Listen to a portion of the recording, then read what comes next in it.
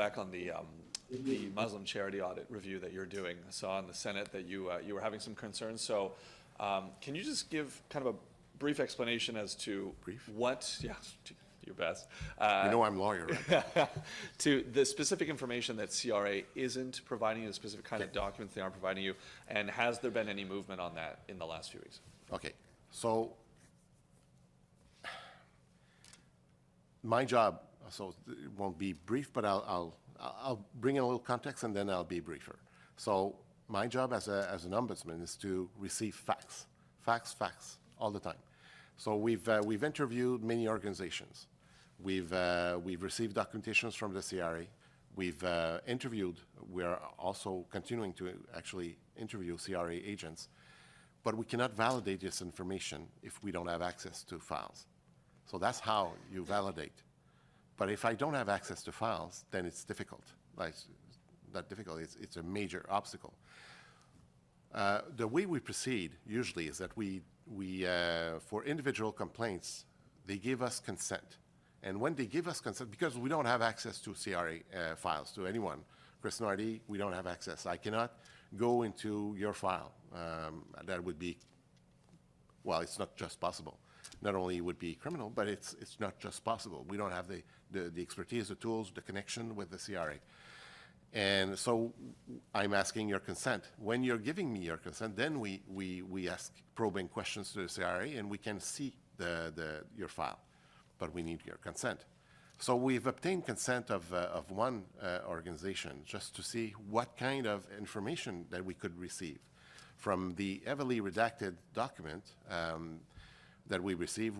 We had discussions with the CRA, and this is my answer to you. So there are three things that we cannot see, that we won't be able to see.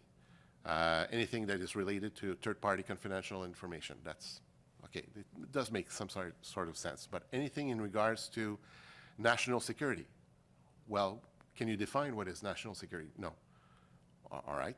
Okay. So even though I have top secret agents in my office that could actually review documentation that are top secret. And the third one, which is really, really important as well, is the anything that is risk assessment we won't be able to see.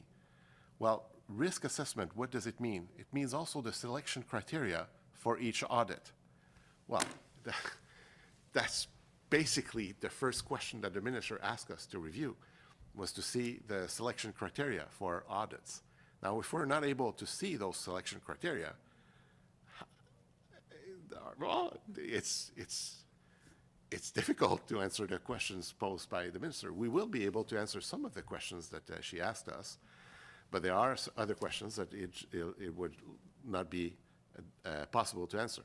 So essentially, you don't have you won't have access to the core information. The one main question in this review is, was there systemic racism or targeting of Muslim organizations? And you're not going to have access. You're basically hamstrung completely. There's nothing ultimately, you won't be able to answer that question. That question, no. Other questions, yes, but not that one, which is the most, in my view, it's certainly the most important one. And do you feel like you've just been thrown a hot potato by the minister's office and trying to pass off the problem into someone else's? That's a very good question that you should ask the minister. But do you feel that way? I don't have any feelings. I feel like you do, though. No, I do not. My job is to be based on facts. Canadians don't care about my feelings. They care about facts. If you don't mind